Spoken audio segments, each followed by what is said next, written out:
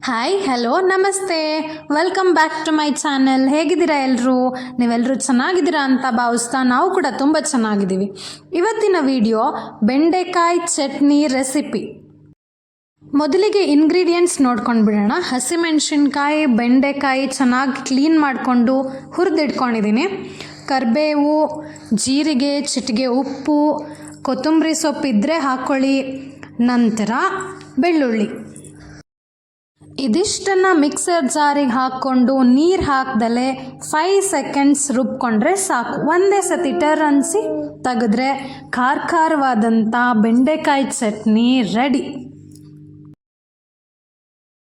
ಇದನ್ನು ನೀವು ರೊಟ್ಟಿ, ಚಪಾತಿ, ಮಸಾಲ ರೊಟ್ಟಿ ಅಥವಾ ಅನ್ನದ ಜೊತೆ ಕೂಡ ನೆನೆಸ್ಕೊಂಡು ತಿನ್ಬೋದು. ತುಂಬ ಚೆನ್ನಾಗಿರುತ್ತೆ.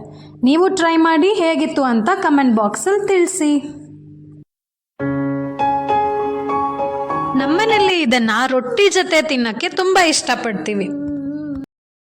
ಹೆಸರು ಕಾಳು ಪಲ್ಯ, ಒಂದಿಷ್ಟು ಸೌತೆಕಾಯಿ ಪೀಸಸ್, ಬೆಂಡೆಕಾಯಿ ಚಟ್ನಿ, ಜೋಳದ ರೊಟ್ಟಿ, ಪರ್ಫೆಕ್ಟ್ ಕಾಂಬಿನೇಷನ್ ಅಲ್ವಾ? Thank you for your precious time. ಮತ್ತೊಂದು ಹೊಸ ವ್ಲಾಗ್ ಜೊತೆ ಸಿಗ್ತೀನಿ. Lots of love. Don't forget to subscribe.